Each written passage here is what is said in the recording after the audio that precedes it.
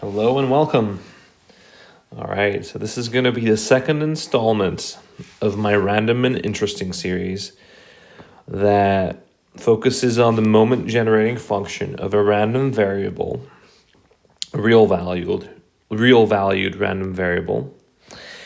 And right now what we're going to do is we're going to just quickly look over what we did last time and then prove some more statements about the moment generating function. So first of all, we've got the definition of the moment generating function as the expected value for every t. It's the expected value of ext, where x is the random variable in question.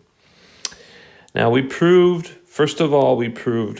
this little statement right here, statement 1, which tells us when we can write the moment generating function as a sum of moments with some t to the nth power and factorial. So this is not a given. Some things need to be true. And the condition here was that on some closed symmetric interval of 0, which we have here, minus t0, the moment generating function was finite. Now here, notice, some places they say that the moment generating function doesn't exist, the blah, blah, blah, stuff like that. But in terms of the terminology that you use for the Lebesgue integral, traditionally, the moment generating function should always exist because it's a positive function, as you can see right here. Yeah, because, I don't know, let me just put it down here in the corner. This e, just real quick, this ext, this thing is just the integral, okay, this type of integral. But this is a function that goes from omega into r plus, okay? So this is a non-negative function in particular. So the integral always exists, and the only question at hand is it infinite or is it, like this, or is it finite? That's the only question that we have for this integral. So, but sometimes you find they say that it doesn't exist, which I find a little bit inaccurate, or maybe like a slight abuse of terminology there. So we have to keep that in mind. So in terms of the terminology that you use for the Lebesgue integral, it always exists, and the only question is whether it's finite or infinite. And then if you assume that it's finite on a closed interval, and here we use a symmetric interval just to make it neat, then you get the moment generating function as a series of the moments, where ex to the nth power is the moment. And statement number 2 focused on, a little simple thing that you actually only need one negative and one positive point on the real line where the moment generating function is finite for you to get a whole interval. And here we use the convexity. And here I would like to just add a corollary to this. The corollary, did I spell that right? I always misspell corollary. It's double R, isn't it? No, okay. I think I did a good job that time. So the corollary here is, so again, let x from omega into r be a random variable. And then the moment generating function, okay, maybe we can write it down like this.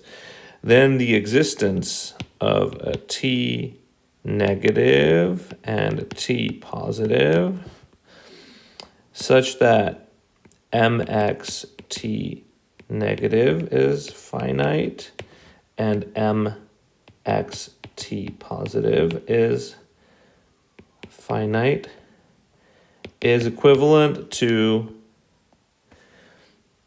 there existing a t0 greater than 0, such that mxt is finite on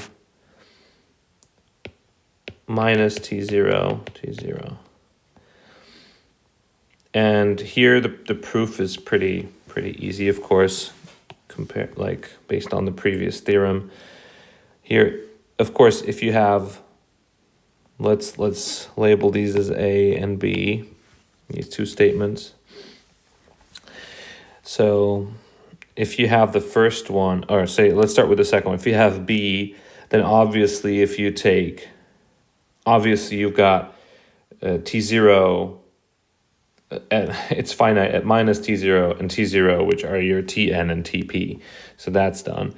And the other way, we've just proven that if you have a Tn negative and Tp positive, such that the moment generating function is finite, then it's finite everywhere in between here. So then you could just take the the minimum of Tp and Tn minus to be this would be your T0. And then you could see the previous statement would of course give you this interval right here. Okay, so that's done. And now we'll move on to another statement. Let's name this statement statement 3.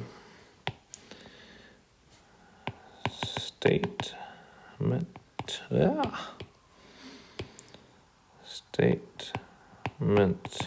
3. So in this statement, what we want to use, or what we want to do is,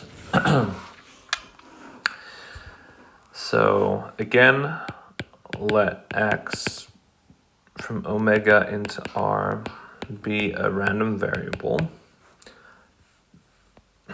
And our typical condition would be there exists Tn. We're going to name this condition, okay? We're going to name it something. This is going to be, either of these can be from now on referred to as condition Roman numeral 1, okay? So now when we go over here, we don't need to write it out, and condition 1 is fulfilled, and we want to say something, then what? Then moments of all orders exist and are finite. All orders exist and are. So first of all, I would like to draw your attention to the fact that even though before we were dealing with this guy right here, Tx, which is a positive integral, like this. So this always exists. But now, if you're talking about the moments, though, you're talking about these objects right here. So x omega to the nth power dp omega. These are the moments. So here our only question was like, is it finite or plus infinity? But here we can have, it can be finite, it can be plus infinity, or not exist. okay? This is because x to the nth power is not guaranteed to be, well, depending on the random variable, but x to the nth power is not guaranteed to be a positive function. Okay, so say etx omega is always greater or equal to, but n power does not have to be. Okay, so that's why the question of existence is relevant for the moment. It isn't relevant for the moment generating function, but it is relevant for the moments. So this is just something that I want to put in brackets here. And then we want to move on to the proof. So proof. So right now we have we have T0 exists T0 not greater or equal to 0. It's greater, it looks like greater or equal, but I want to just greater than 0, such that the moment generating function point T is finite for all T minus T0, T0. Yeah, there we go. So that's what we have. Now we're going to just use that. So what we need now is, we're going to just, for all omegas in omega, we're going to make the following observation. So we're going to take these T0s. Okay, so these are the endpoints of the interval on which the moment generating function converges. And now we're considering the series expansions of these guys. T0 x omega to the nth power. This is just standard calculus stuff, because at the end of the day, even though you're inputting an argument into these guys, -1 to the nth power. This is like in one big bracket. Even though you're inputting an argument from a measure space, from a probability space, this x omega is actually a real number. We have to keep that in mind. So this is valid. But now, since both are finite, we can write it down as, we can rearrange the terms and write it down in the following way. So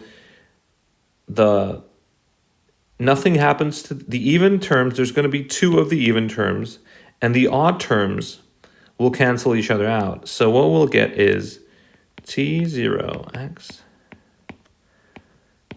2n and then 2n factorial, I suppose. Right? Because the even terms stacked, because there'll be 1 of each, and the odd terms canceled each other out because they're going to have the same value, but they will have opposite signs. So we get this. Now right now what we can observe is this guy right here is always positive. Yeah, because it's just T0 to n power. T0 is positive. X omega, well, it's always positive, of course. If you've done some basic calculus, you should see that. And then what we can do is, since all the terms are positive, we can just choose some. So for any n from n, we get this thing right here that we wanted to estimate. And now we'll just forget about all of the terms, but one chosen term. Okay? So each time we choose a different n, but we can do it for any. So we get this kind of estimate. Now, we know that the integral over an arbitrary measure space is monotonic. So we can integrate this. And what do we get? Lo and behold, we get E. If we integrate it, we get E. E T0x omega. You know what? I'll write it down like let's do this. Let's just put it down as the moment generating function of x at t0 plus the moment generating function of x at minus t0 is smaller than equal, this is the important part, to 1 over 2 n factorial. We can, since the t0 is independent of space, we can just do it like this. So we've integrated it, x omega, and since this is positive, I can even put this here just to make it match the notation of the norm for LP spaces. And we get this kind of thing. But we know this is finite by assumption. So what do we get? We get that for all n from n,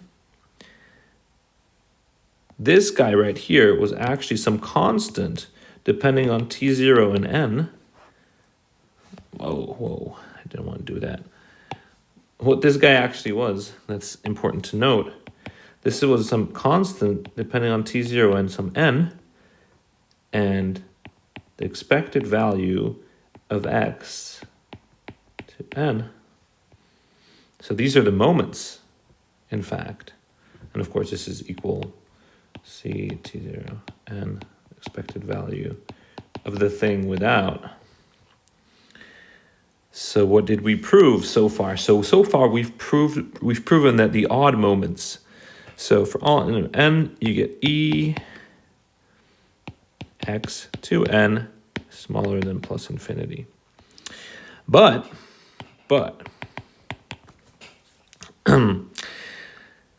in finite measure spaces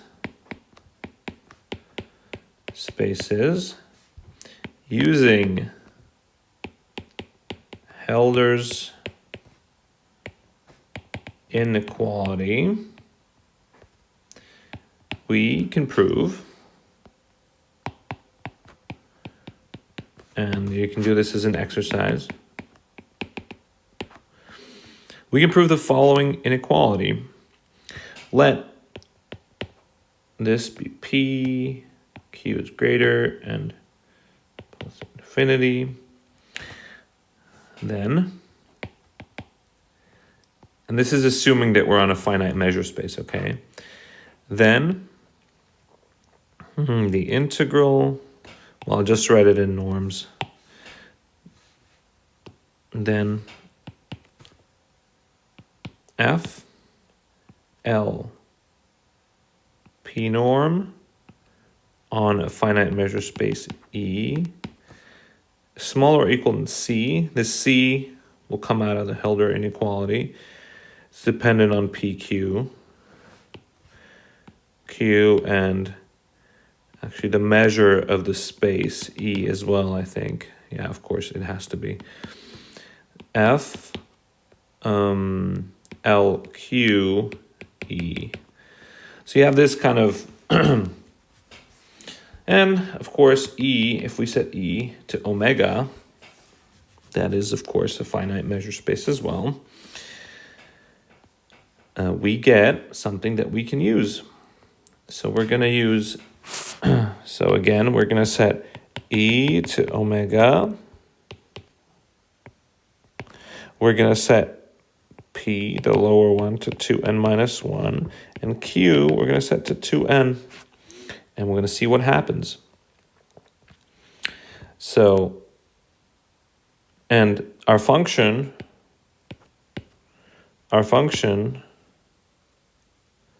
will be x, which is, again, our random variable that goes from omega into r. So that's your random variable here. So what we'll get is the following inequality. We'll get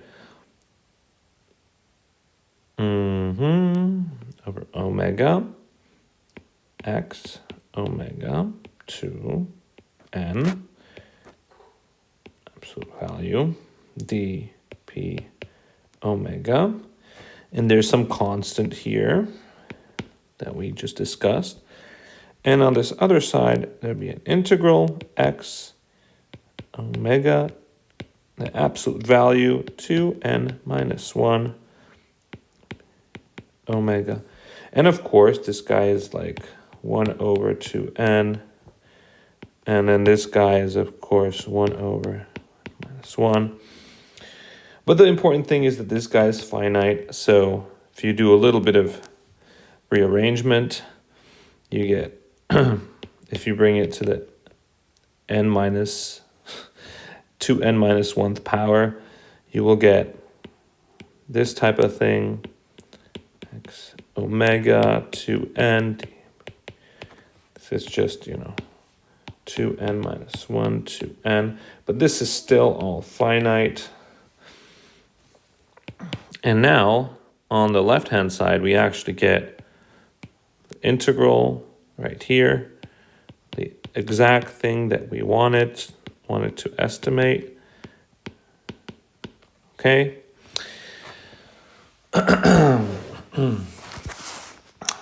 And yeah, and in conclusion, this guy, because this guy is, let me just finish it off. This guy is exactly e to the, or of course, if you don't put the absolute value there, you make it smaller. Okay, and think about that. It's a relatively elementary thing. And this is the guy we wanted to estimate all along. X to 2n minus 1. So this guy is finite because of what happened here, up there. So we can just summarize all this.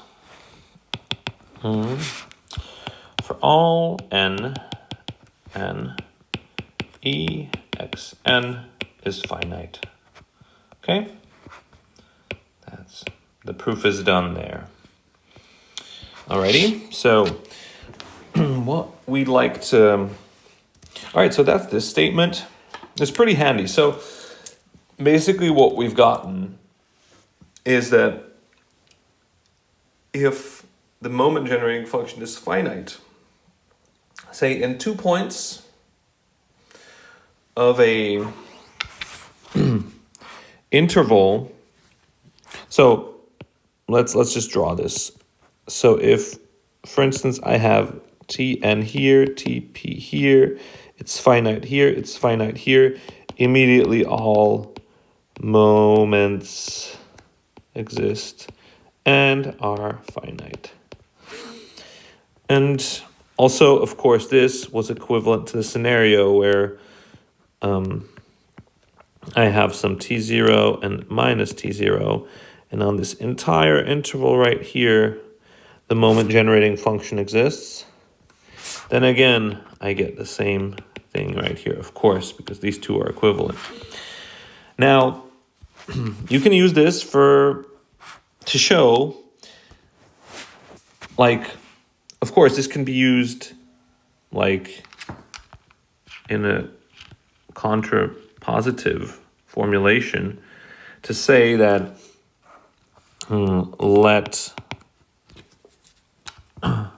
let E xn be infinite or not exist for some n. Now that would immediately mean that for all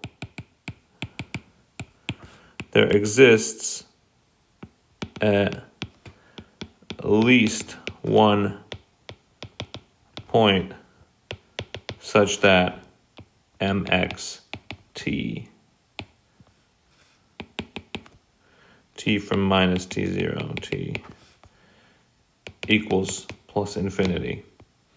Okay, this of course follows from the fact that you could, if, well, you could just easily prove this using contradiction. It's the contrapositive of this statement, but the proof by contradiction would be very easy. You assume that this is true, and the negation of this is true. So there exists a moment that is not finite or does not exist. And this guy right here, and this is replaced with, that on an entire interval there exists, the moment generating function is finite. Well, that second statement would cause all the moments to be finite and exist, which would contradict the first statement. So then we do indeed have this statement right here. Okay, so now I'm going to move on really quickly to some nice statements that you can prove. So that's everything I want to say about the connection of the moment generating function to the moments themselves. Now, I'd like to move on to some standard inequalities that we'll then use to prove that the trails of a random variable that has finite moments in a sense of condition one, okay? In a sense of condition one.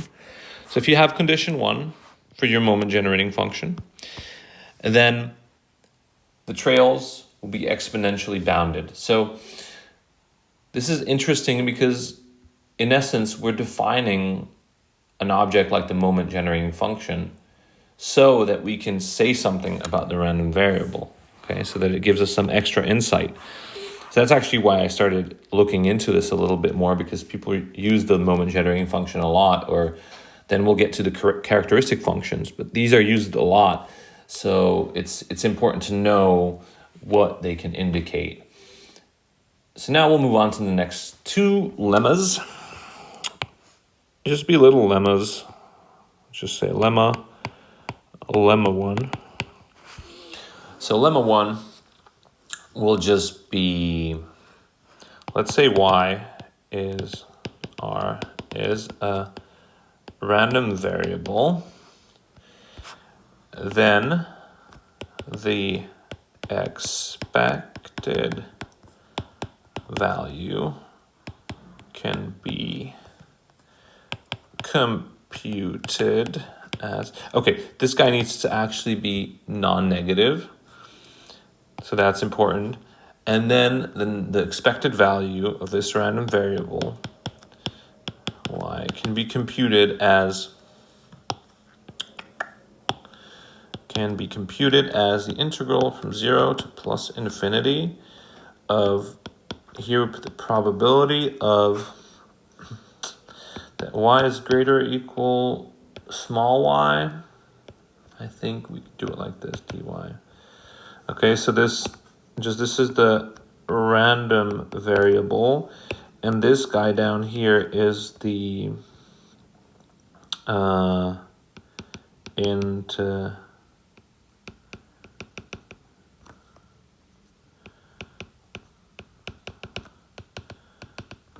this is the one we integrate, with respect to which we integrate. So now check this out. What I'm going to do is I'm just going to grab So this is just like a useful identity.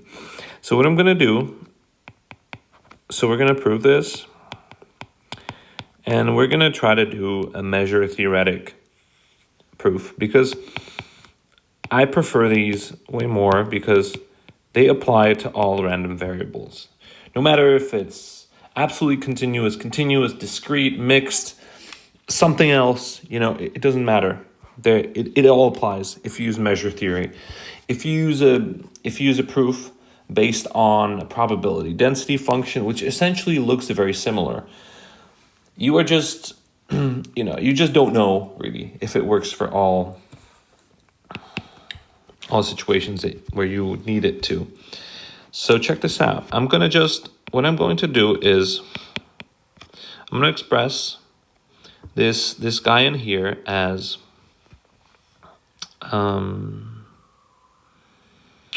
using measure theory. So what this actually is the integral over omega, where over the characteristic function, where capital Y omega is greater or equal y, and then there's dp omega, and this one is inside, and then there's dy. Okay, so this thing inside that I've just written, that's of course p y greater or equal y. That's just the definition. Okay? You could also formulate this in terms of a push forward measure, but this type of formulation is good for us right now. So now, notice that all measures involved are sigma finite, and this function right here, 1,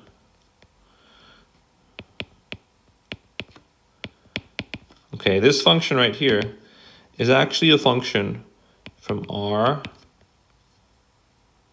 omega into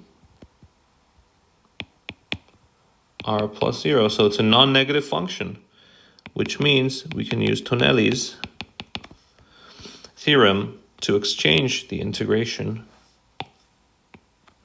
Okay, so I'm going to just make a little... So we put omega first, and we'll put the integration over the real line here. And what we'll do in here is, well, we'll just, of course, we'll copy this thing.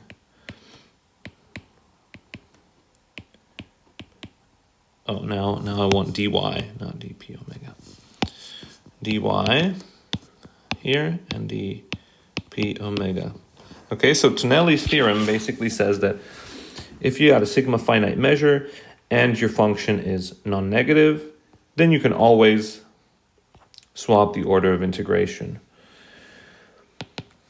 And we shall continue right over here with evaluating the inner integral, which of course is easy because that's basically, you have a given omega, which gives you a y omega, which is a element in R. And then you go, it's a y omega is in R plus. Yeah, y omega is in R plus. R plus 0. And then you integrate. For each of those, you integrate from 0 to y omega. So it's, just to be really clear, it's from 0 to y omega, really, 1 dy. Yeah, just to be really like, So this, of course, gives us a y omega, dp omega, and that is just the expected value by definition of y. So there you have it, proof complete. The statement is kind of, I don't want to say easy, because you need to do these things carefully. You need to use the right theorems to exchange the integration, and here you have to realize that the outer the omega is fixed in terms of this inner integral. So it's basically integrating the characteristic function of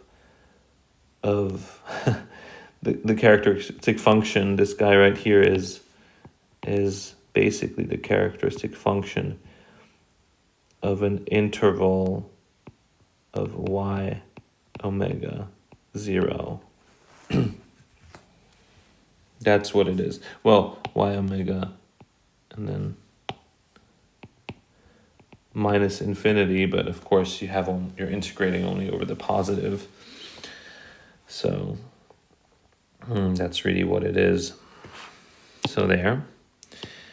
All right, and the second statement that we're gonna need is gonna be a little exercise in measure theory once again. So I'm gonna say that I'm gonna call this one lemma 2.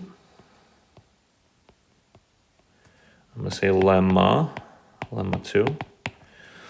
And this one right here will be the Markov inequality. Yeah, so again, we're gonna go ahead and assume now we're gonna use the letter x, for instance. X is from omega into r. Again, plus 0, non-negative random variable. Then, for all a greater than 0, the expected value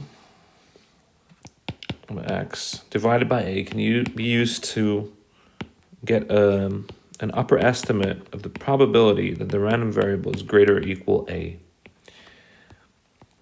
And I'm going to show you how to approach this using measure theory. This is all very general, which is nice. So I prefer, in this case, I think I would prefer to start with the expected value of x. That'll work.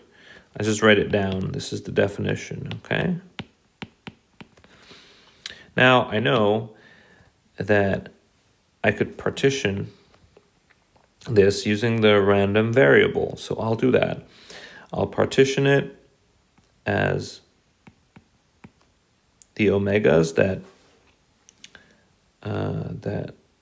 wait, what do I want to do? From 0 to a, say included, just to fit the statement.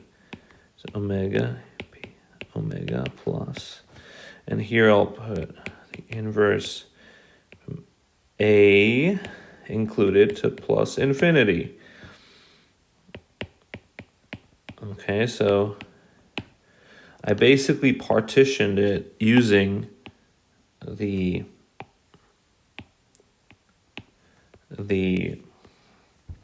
random variable. So here I'll be integrating over the guys where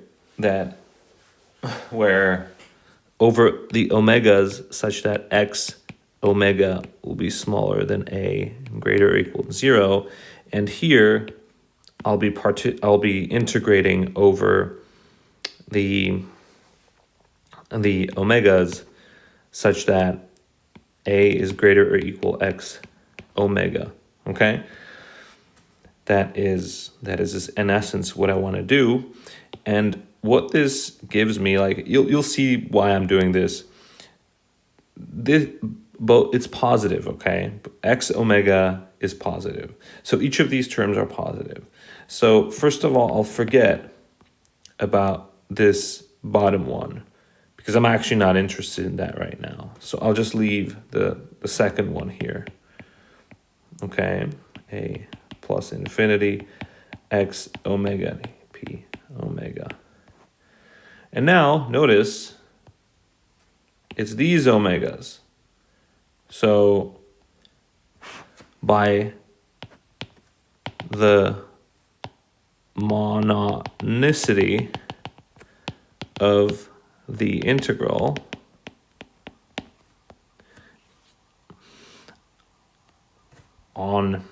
in particular, of course, here, I can replace this x omega with an a, right? Because a is smaller, so if I'm trying to make it smaller, I can do that. So I'll just get an a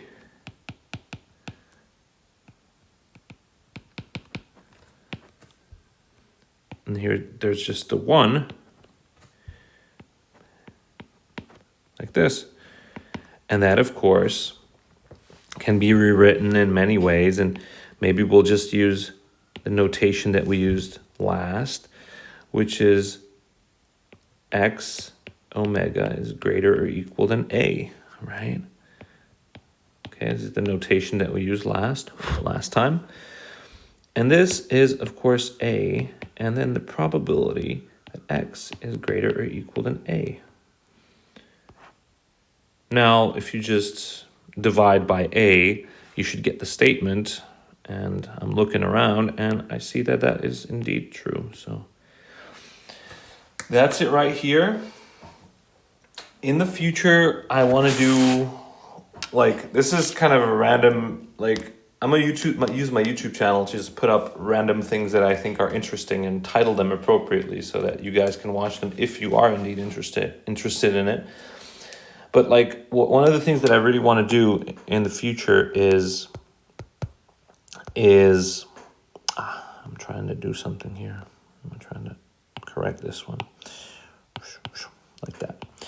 Is a little measure theory primer, if you will, or like a measure theory approach on random variables. So just to give you guys a little bit of a teaser on what that would mean is like dealing with all these types of expressions.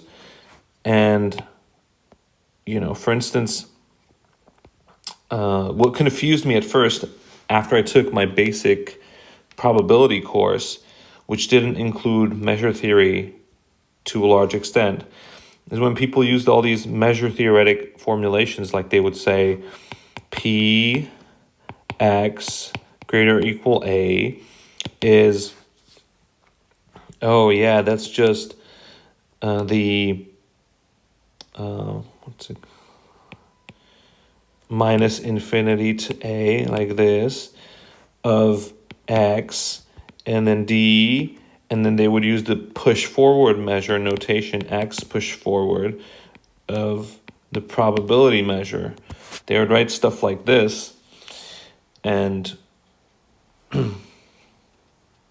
okay, once you know this is, you know, this is actually the identity, it's the identity map. But once you know a little bit of something about probability measures, identity on R, then you know that this by definition is just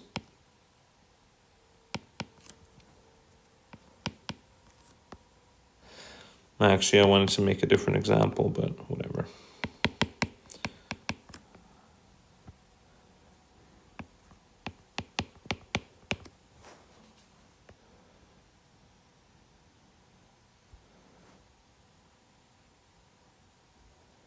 Wait, I'm messing this up over here.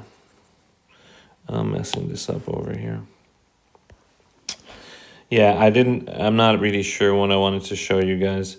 Well, this is definitely one of the ways of writing this. And then, yeah, this is what I wanted to show you guys. Then this, of course,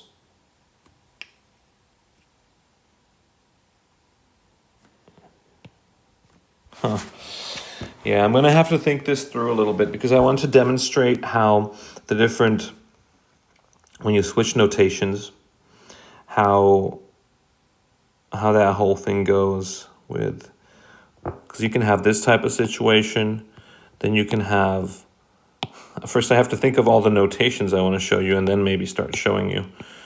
That's really the unpreparedness on my part over here, because you could have a function here, like for instance we had the e to the, and we didn't have the characters, so tx here.